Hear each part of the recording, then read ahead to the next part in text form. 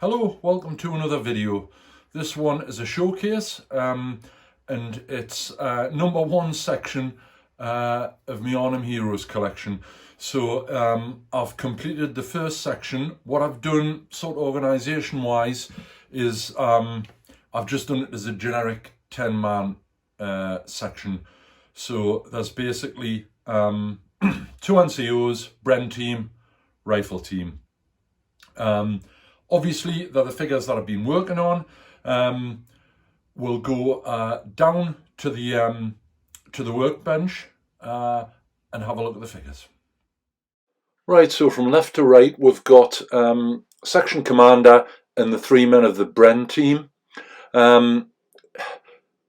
Painted up really nice, very happy with them. The thing I really like is all the little details. So some of them have got the press studs not fastened correctly on the flap. There's epaulets hanging down. There's holes in uniforms. They're just really nicely done. Section commander's got a field dressing on his helmet. Some of the helmets are scrimmed, as you can see on these three. There's some plain, and there's obviously some of the guys in berries. I decided to keep the bases wise. I wasn't sure what I wanted to do, to be honest.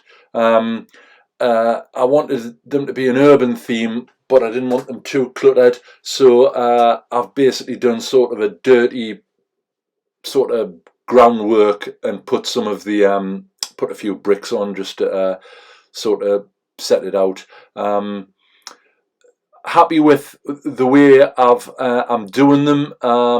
And it's always good to get the first section finished, and then you know how you're going to progress with the others. But a joy to paint, as is normally the case with figures sculpted by Paul Hicks.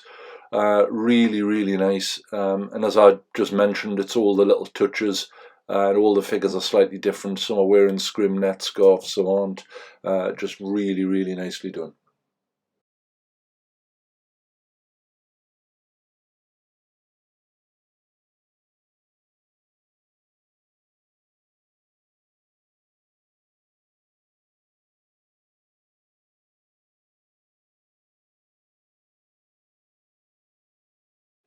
Right, so these guys are the second NCO and the rifle group.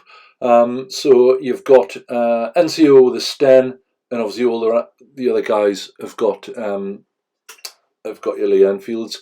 As I mentioned, there's a guy I'll point out which I thought was a really nice touch. As the figures come round, he's second from the right, and the flap's obviously snapped and is hanging down at the back. It's just really nice touches that Paul does with the sculpting, which really make the figures stand out. Really sort of happy with them. Quite nice to paint these ones because they didn't have full equipment on. A lot of them have just got bandoliers or very basic web equipment. One of the sections has got more like full equipment, which will take a little bit more painting, but we'll sort of get that sorted out. Won't be an issue. Guy on the right now with the plain steel helmet on, I've done a little bit of sort of chipping around the rim of the helmet that you can probably see. Berry wise, there's only one guy in this hat, and obviously regulars will know it's me pet hate when I see British Airborne forces with bright red berries. It should be maroon, and I'm sort of happy with the colour this has turned out. It's based around Villaggio, black red. You need them that sort of dark colour. The other thing that I've sort of seen recently is people doing the badges in black. That's a much more modern thing. That, as far as I'm aware, definitely didn't happen during World War II. So there we are, really pleased with the way they turned out.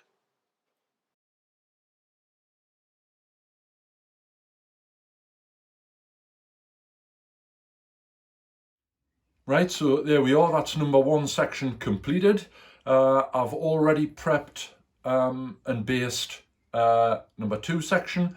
That has the Bren team and his assistant prone. Obviously, as I mentioned, they're all from the Arnhem Heroes range from Empress.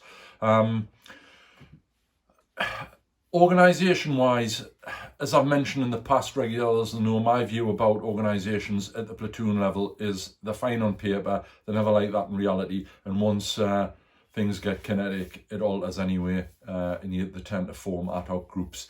But for ease of painting an organisation, I've just done the sections in 10 figures. Initially, what I'll be doing initially is 3 10-man sections, a platoon headquarters, so there'll be a couple of NCOs. I quite liked the radio operator and the Arnhem Heroes range, so I'll be shoving him in, and to complement that, there's a sniper team, which is a sniper and his observer. Really nice figure. That's been sculpted obviously by Mr. Hicks, so we'll be looking forward to doing that. As normal, any questions at all, please shout up. Me and Alex will do our best to answer them. Alex is working on his, I think he's working on his first 4 or 5 at the moment. They're sort of nearing completion, so it'll be quite interesting to see how they differ from the way I've done them. Thanks once again for all the support, it's really appreciated.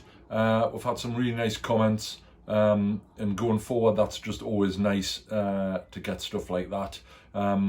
If you're new to the channel and you're not a subscriber, please have a think about subscribing. You can do that from the main channel page, or alternatively at the end of the video there's a button in the bottom right hand corner that you can just click, and that subscribes you. So as I mentioned, going forward, I also sort of want to intersperse in this. I've been meaning for a little while, we had a couple of requests when I did the Denizen Smock tutorial about how I did the initial sort of blocking in of the colours. So what I thought I'd do is there's a couple of sort of really nice figures in the Arnhem Heroes range, sort of single figures, personality figures. I'll pick one of those and we'll video me blocking the colours in, showing you how to do that. And also I thought it would be quite nice to cover how we do, well, how I do British battle dress, and do that sort of on the same figure. So that's what's coming up next. So once again, thanks very much for all the support. We'll see you next time.